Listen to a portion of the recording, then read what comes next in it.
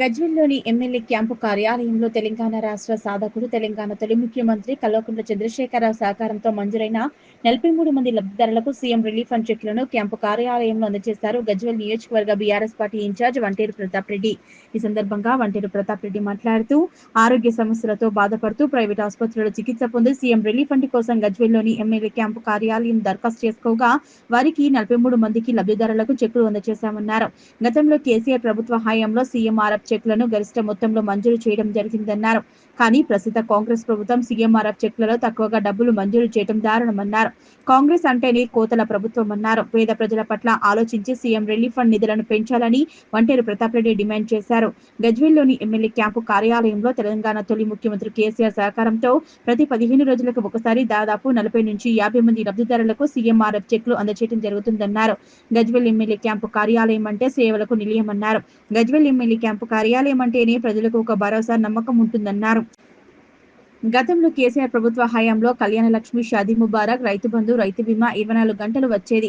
Current, KCR kit, nutrition kit, వృద్ధులకు, ఒంటరి మహిళలకు, వితంతువులకు ఆసరా పెన్షన్లు, వికలాంగులకు పెన్షన్లు సకాలంలో రైతు బంధు సొమ్మును జమ చేయడం జరుగుతుందన్నారు. రైతులు పండించిన ధాన్యానికి గిట్టుబాటు ధరను కల్పించడం, రైతుల సకాలంలో నాణ్యమైన విత్తనాలను, ఎరువులను సరఫరా చేయడం లాంటి అనేక సంక్షేమ పథకాలను భారతదేశంలో ఎక్కడా లేని విధంగా తెలంగాణ రాష్ట్రంలో కేసీఆర్ అందించారన్నారు.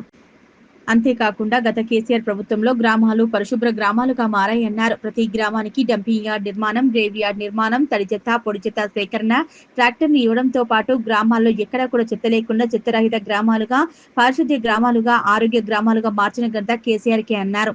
కానీ ప్రస్తుత కాంగ్రెస్ ప్రభుత్వం వచ్చిన హామీలను తుంగలో తొక్కి ప్రజలను మోసం చేస్తూ పూటకో మాట మాట్లాడటం, కమిషన్ నోటీసుల పేరిట, కాళేశ్వరం పేరిట ఇచ్చిన హామీలను అమలు చేయడం చేతకాక, స్థానిక సంస్థల ఎన్నికలను అడ్డం పెట్టుకుని చేతకాక పూటకో మాటలు మాట్లాడుతూ డైవర్షన్ రాజకీయాలు చేస్తున్నారన్నారు.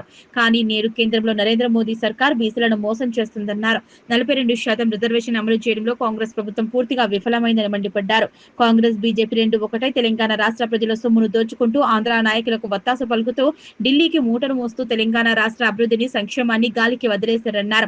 తెలంగాణ రాష్ట్రంలో 8 మంది బీజేపీ ఎంపీలు ఉన్నా, 8 మంది కాంగ్రెస్ ఎంపీలు ఉన్నా రాష్ట్రానికి తెచ్చింది ఇచ్చింది గుండు సున్నా అన్నారు.